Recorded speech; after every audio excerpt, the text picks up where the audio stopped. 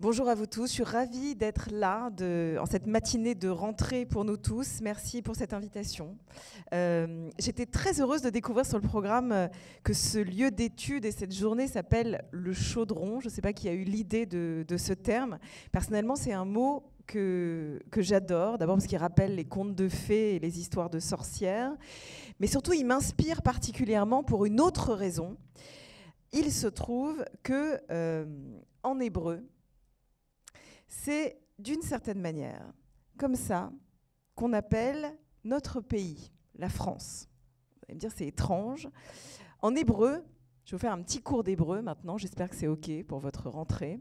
En hébreu, les pays européens, par exemple, ils portent le nom qu'ils portent dans les langues européennes. Par exemple, l'Angleterre s'appelle Anglia, l'Italie s'appelle Italia, très bien. La Hongrie s'appelle Hungaria. L'Allemagne s'appelle Germania. Vous savez, c'est simplement la traduction. On a repris les termes européens qu'on adapte en hébreu. Mais il y a une exception à ça, c'est la France, qui ne s'appelle pas Francia, comme on aurait pu l'imaginer, mais qui en hébreu s'appelle Tsarfat, et littéralement, étymologiquement, le nom de la France en hébreu, ça vient d'une racine, Tsarfat, qui veut dire faire fondre ensemble, exactement comme on le fait dans un chaudron, dans un récipient métallique dans lequel on va verser différents produits pour obtenir un mélange, pour faire un alliage.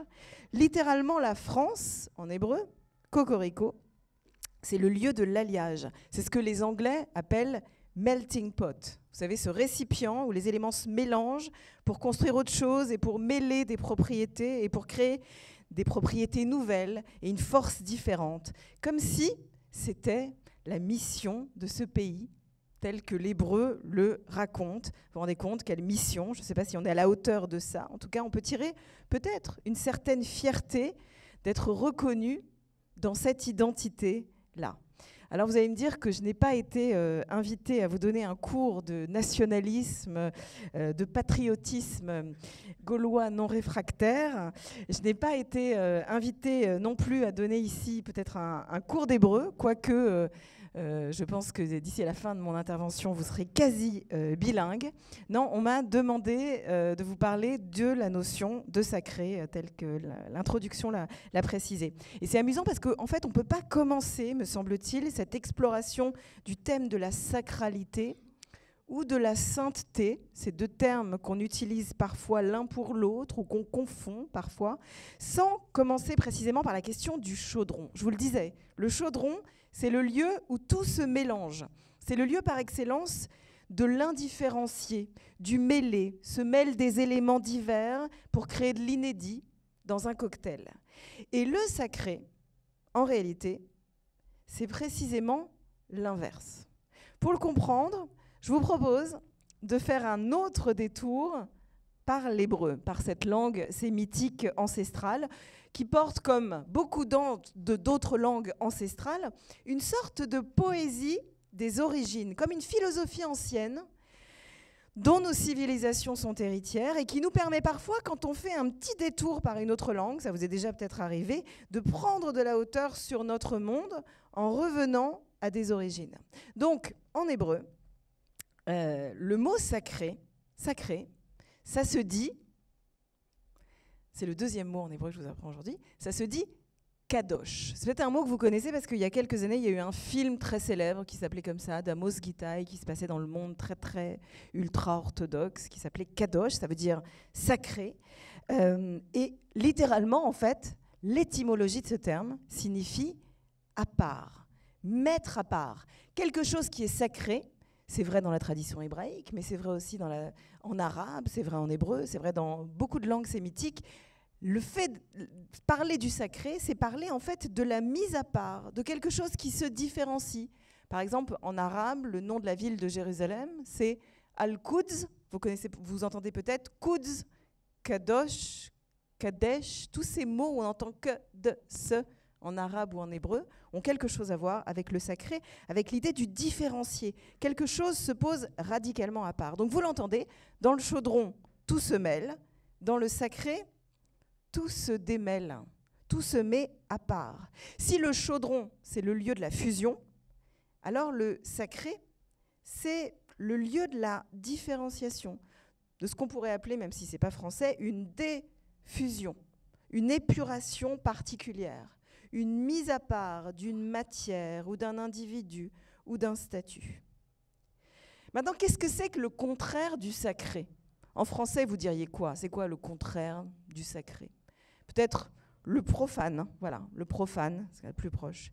En hébreu, le contraire du sacré, le contraire du kadosh, ça se dit, troisième mot, après il y a une interrogation écrite, ça se dit chol. Si quelque chose n'est pas sacré, il est chol, et chol, ça veut dire littéralement du sable. Alors là, je sens que j'ai perdu certains parmi vous. Alors imaginez-vous un instant, vous êtes dans le désert du Proche-Orient. Vous faites partie d'une peuplade juive ou arabe, de ces peuples sémites nomades qui évoluent dans un désert où naissent des civilisations qui vont en avoir un impact considérable sur la nôtre et sur la civilisation européenne. Et là, dans ce désert, le sable vole partout et recouvre tout ce qui vous entoure. Il y a des millions de grains de sable indifférenciés, indéterminés autour de vous. Devant vous, il y a du sable. Derrière vous, il y a du sable. Dans vos chaussures, il y a du sable. Sur vos visages, partout. Tous ces grains sont semblables les uns aux autres. Et c'est la matière par excellence de l'indifférencié. Et là, tout à coup, au milieu des grains de sable, surgit une forme ou une matière ou une pierre précieuse ou un objet particulier. Eh bien, cet objet, à vos yeux, sera kadosh, à part.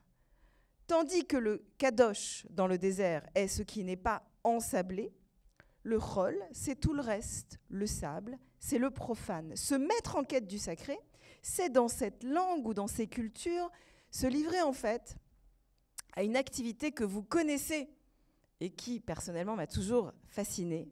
Quand je dois expliquer l'étymologie du mot sacré en hébreu, moi je pense toujours à un type, vous savez, c'est le type qui, sur la plage, le soir, se déplace avec un écouteur de Walkman, un écouteur sur les oreilles et un genre d'aspirateur à la main sur les plages et qui cherche les trésors abandonnés sur les plages publiques. Je me suis toujours demandé ce que faisaient ces gens-là le reste de l'année, qu'est-ce qu'ils font tout au long de l'année, des trésors qu'ils ont déterrés sur les plages. Dorénavant, vous savez qu'ils se livrent à une activité sacrée. Ils sortent quelque chose du sable indifférencié. Et ils sont comme les grands prêtres du littoral. Bref, vous pouvez maintenant dire 3 mots en hébreu. France, sable et sacré. C'est un bon début. Reste à comprendre ce que ces notions veulent vraiment dire. Qu'est-ce que c'est exactement le sacré ou le saint? Comment est-ce qu'on peut comprendre cette notion dans nos traditions religieuses ou culturelles ou plus généralement dans nos vies? Si vous fermez les yeux un instant, peut-être on peut faire cet exercice vraiment très brièvement. Vous posez à chacun d'entre vous cette question simple. Qu'est-ce qui dans vos vies est sacré? Qu'est-ce que vous définiriez dans vos vies comme étant un domaine saint ou à part ou sacré dans vos existences? Qu'est-ce qui vous vient à l'esprit vraiment quand vous pensez au sacré?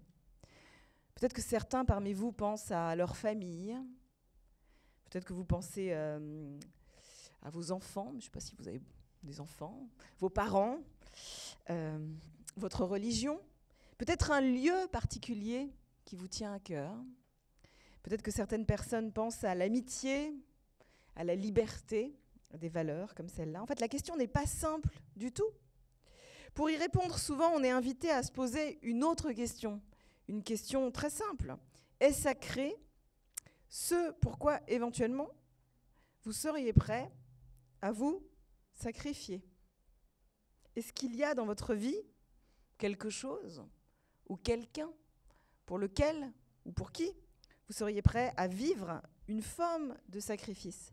Quand on pense sacrifice dans le monde de la pensée religieuse, en général, on pense au sang, aux animaux, à un lieu sacré, à un temple, à un centre géographique, à une ville, à un lieu saint.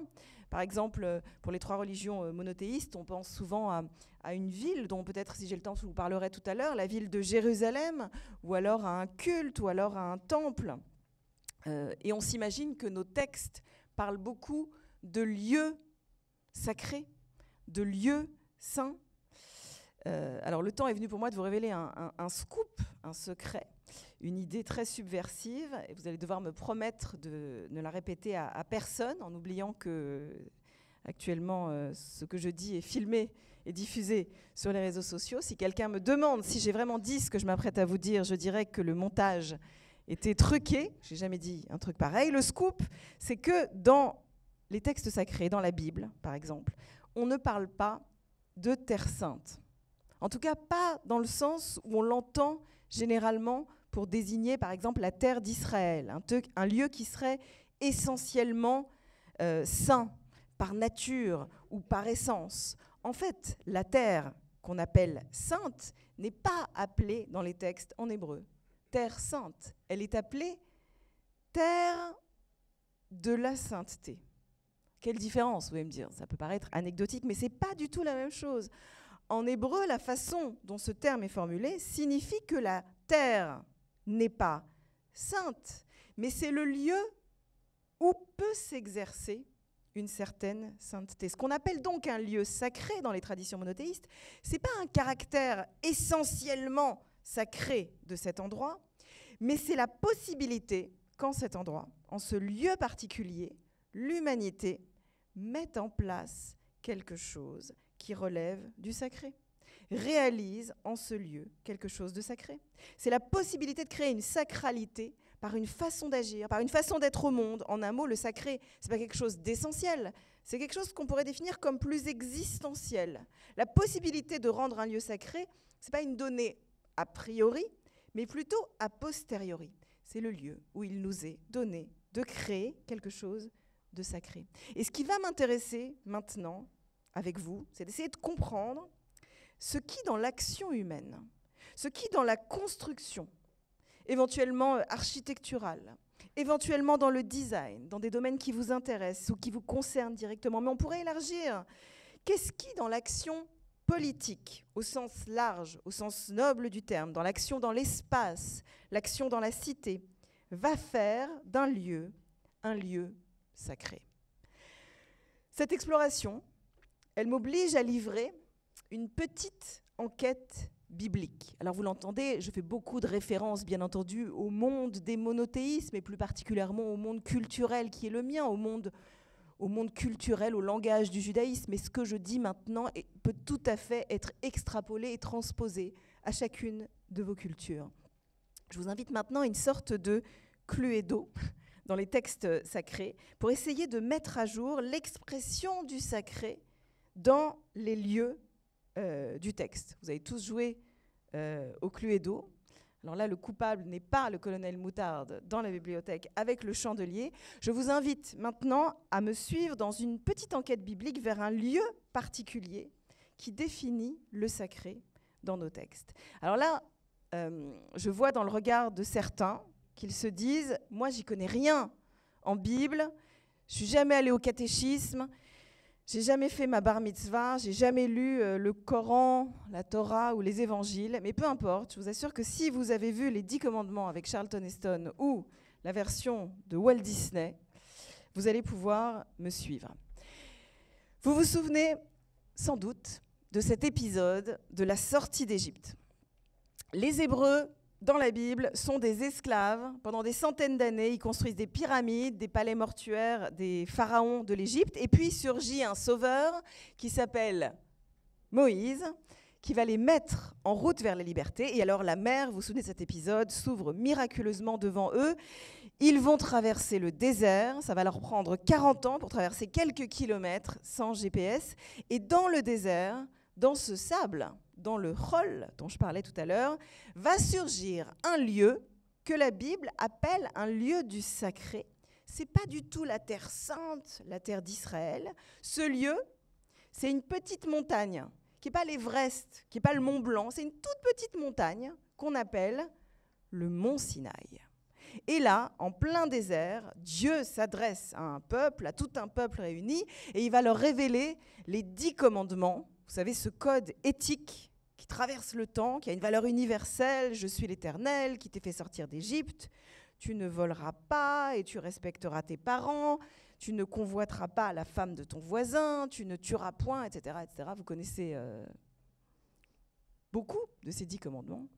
J'ai le temps de raconter une blague ou pas? Il y a une blague qu'on m'a racontée il n'y a pas longtemps sur les 10 commandements que j'ai trouvé très drôle, où on pose la question de pourquoi en français on écrit le chiffre 7 barré. Vous savez, c'est un chiffre 7 avec une barre au milieu. C'est comme ça qu'on écrit ce chiffre.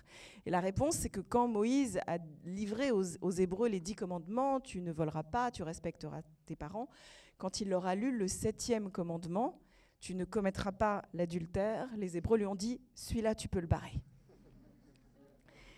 C'est au mont Sinaï qu'aurait eu lieu la plus grande des révélations bibliques. Et je vous invite à réfléchir maintenant à ce détail surprenant qui nous intéresse particulièrement aujourd'hui. Dieu est Dieu, il aurait très bien pu se révéler ailleurs, il aurait très bien pu attendre que les Hébreux soient déjà arrivés en Israël ou à Jérusalem, ou alors il aurait pu se révéler à eux plutôt en Égypte alors qu'ils étaient esclaves. Mais non, il se révèle à eux quelque part dans le désert, depuis une petite montagne de rien du tout. Personne ne sait placer cette montagne sur la carte. Personne ne sait précisément où elle se trouve. C'est quelque part dans les sables mouvants d'un désert. Et qu'est-ce que ça signifie ? Ça signifie que Dieu ne se révèle pas dans un lieu établi. Le mont Sinaï, c'est par définition un no man's land, un lieu qui n'est dans la propriété de personne. Ce lieu n'appartient à aucune souveraineté, personne n'a de propriété ou de souveraineté sur cet endroit. Et ça, je crois que c'est un message important à méditer. Le sacré dans la Bible a toujours quelque chose à voir avec le fait de ne pas être pleinement, complètement propriétaire ou installé. Et je vais vous demander à nouveau de vous livrer à un exercice personnel, de réfléchir un instant dans vos vies. Quel fut de votre point de vue, dans vos vies personnelles, dans vos biographies, quel fut de votre point de vue un moment important de révélation? Un moment, et ça nous est tous arrivé, un moment où vous avez compris quelque chose sur vous-même, sur le monde, quelque chose que vous ignoriez et qui constitue pour vous un moment sacré de votre vie. Je vous laisse un instant y réfléchir. Je suis prête à parier que, pour la plupart d'entre vous, ce moment s'est produit précisément quand vous n'étiez pas chez vous. Ou si vous étiez chez vous, à un moment où vous n'étiez pas dans une zone de confort mental ou psychologique. Un moment où quelque chose ou quelqu'un vous avait fait quitter un terrain connu. Pourquoi ça ? Parce que les révélations n'ont jamais lieu dans nos zones de confort, dans nos zones de propriété ou de sédentarisation. Le sacré dans nos vies, c'est toujours une conscience d'un exil particulier, quelque chose dont nul être ne peut se dire propriétaire parce que ça surgit en chemin, toujours dans la traversée, dans une forme de nomadisme spirituel ou géographique ou mental de nos existences. En fait, ce qui définit l'expérience sacrée dans les textes, qu'elle ait lieu dans le désert ou ailleurs, c'est toujours que c'est une conscience particulière d'une non-propriété, d'une séparation, d'une mise à part d'un espace ou d'un temps qui est sacré parce qu'il n'appartient à personne.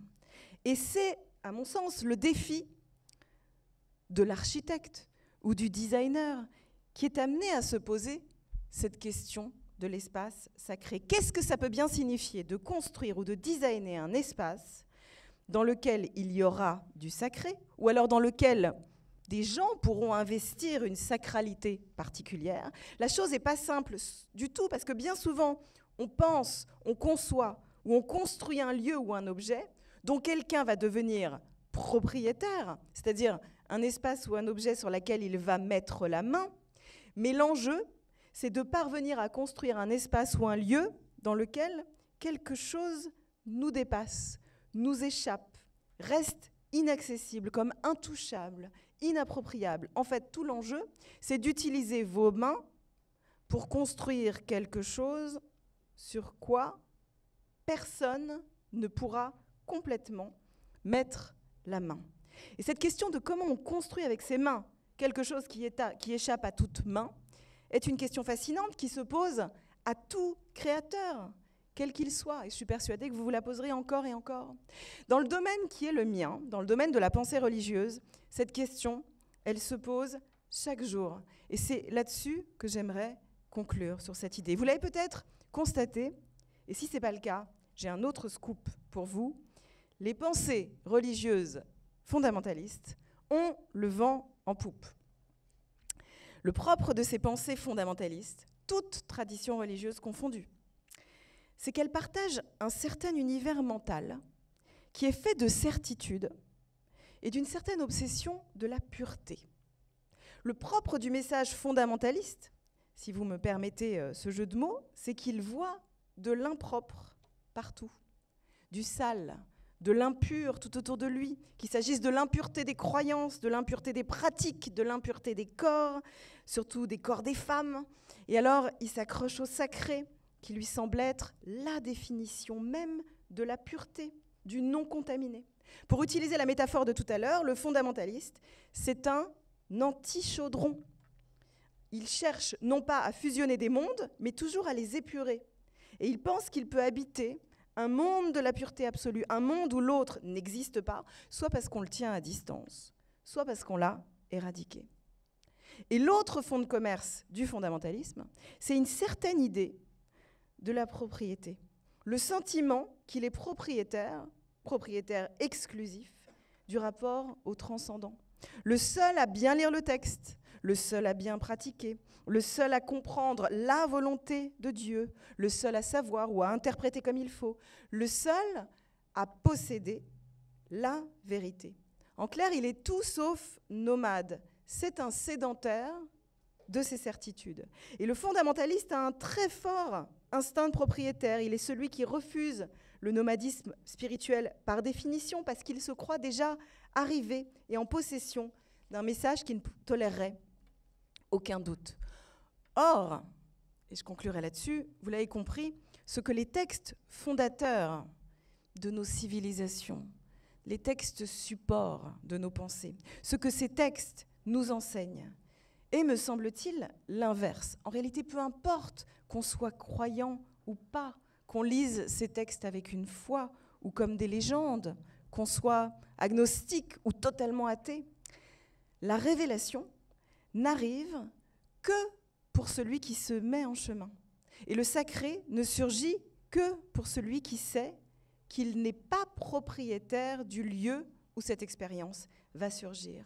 Et alors les lieux et les textes et les hommes autour de nous n'ont pas fini de parler. Et alors peut encore et encore surgir du nouveau à travers eux dans le monde. C'est dans la conscience que chacun d'entre nous peut y ajouter du neuf et du nouveau, dans la conscience que chacun d'entre nous peut tout simplement ajouter des ingrédients dans ce chaudron-là, que cette recette mystérieuse est à jamais inachevée et peut-être, qui sait, à travers vous, se transformer en une sacrée réussite. Merci à vous et belle rentrée.